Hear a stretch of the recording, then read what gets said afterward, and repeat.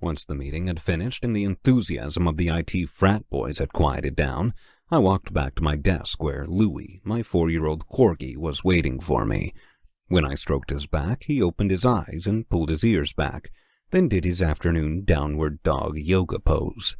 He let out a little yelp of excitement as I put my laptop into my leather messenger bag, a sign that another gruesome day in the life of a game developer was over. Being a senior developer wasn't all bad.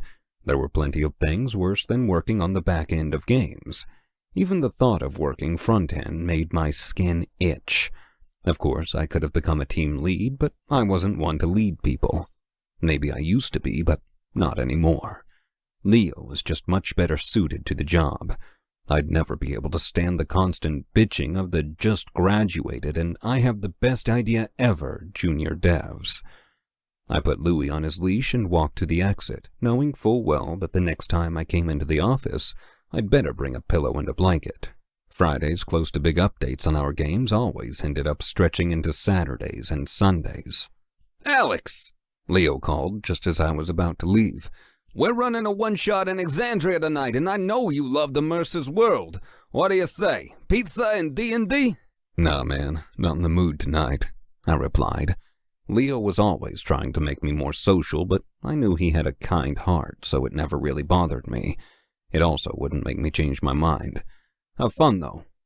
"Oh, I see how it is," he said. "You got some special plans for your 35th, and I'm not invited?" I rolled my eyes and waved him goodbye. "Will you stream later tonight, though?" he shouted as the office door was closing behind me. "Yep," I replied loudly, and Louie barked in agreement.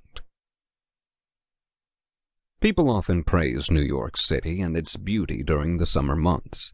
Songs like Summer in the City seem to be favored and shared pretty widely through social media at this time of year. But walking toward my apartment in Williamsburg, inhaling the fumes from the traffic jams and sweating with the extreme humidity of July, all I could hear was Final Fantasy XV's Hellfire track. Come to think of it, I hadn't listened to that soundtrack for quite some time. As I stopped for Louie to relieve himself on a fire hydrant, I put on Apocalypsis Noctis on my headphones and tried to mentally travel to that world. I barely managed to contain the urge to swing my hands around like an orchestra conductor as we continued walking through Brooklyn.